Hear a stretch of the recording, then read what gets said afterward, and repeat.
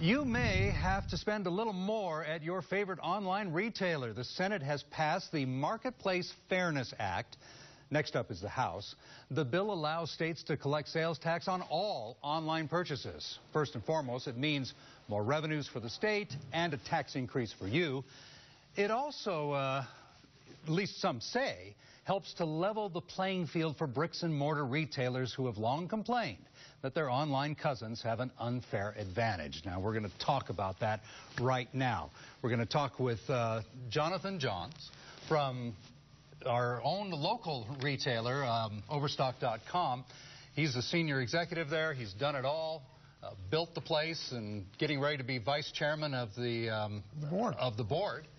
And we're going to talk now about what in the world is going on with this bill.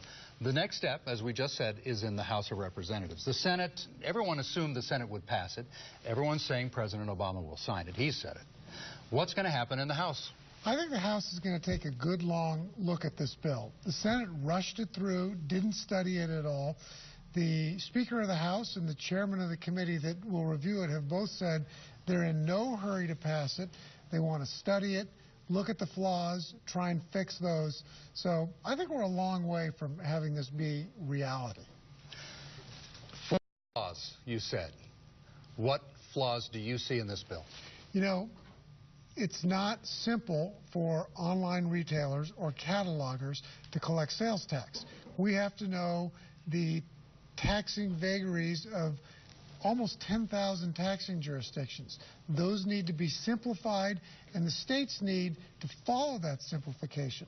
This bill says states can simplify or they don't need to simplify it. And if they don't, it makes the collection process very, very difficult.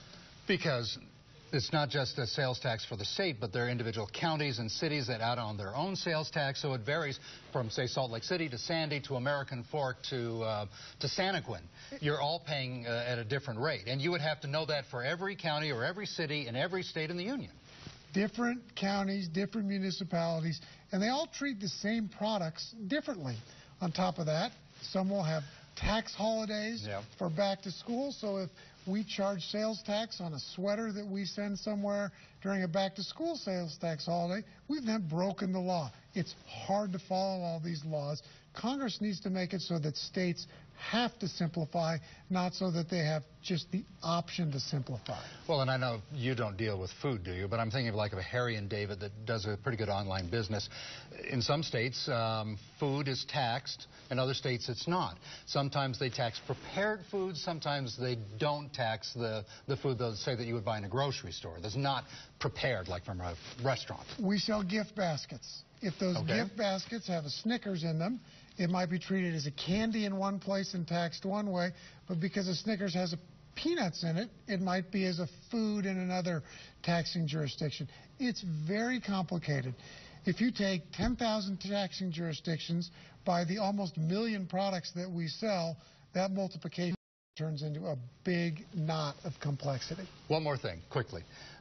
Proponents say this is only fair because bricks and mortars have to pay sales tax on everything they sell that goes out their door. Also, that this is necessary for states that need the revenues, that they're, in essence, being cheated out of these sales tax revenues. What do you say to that? Well, states need the revenues, that's for sure. This is a collection problem. States have the ability to collect right now, but they're not going to go after every individual taxpayer or voter to get it. So they're trying to get someone else to collect that tax for them. Namely you. Namely us, without compensating us for doing that work. Now, brick and mortars will say it's fair, and fair is in the eye of the beholder. It's very simple for a brick and mortar to collect tax. When I go into a Target, they don't ask me if I live in Ogden or Provo. They charge the tax for the jurisdiction that Target is in. Yeah. I have to know exactly where my customer lives, not just a zip code, because sometimes zip codes straddle different taxing jurisdictions, but the house address and the jurisdiction that's in. Jonathan, thank you for joining us and talking about some of the drawbacks, as you see it, to this bill that would extend sales taxes over all online purchases. Now let's take a quick look outside as we think about the